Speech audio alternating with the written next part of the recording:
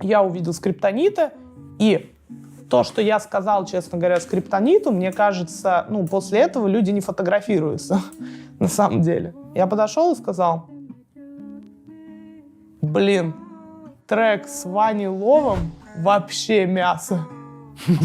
Что такое? Он реально мясо, классно. Он реально мясо, но это максимально как будто позерское. Это как бы самый расхайпленный, самый такой, ну, трек, который показывает, что человек вообще не имеет представления почти о скриптоните. И он все равно пожал мне руку, поблагодарил меня и сфотографировался. А там были еще ребята, которые, ну, видимо, фанатами были, но он с ними не сфотографировался.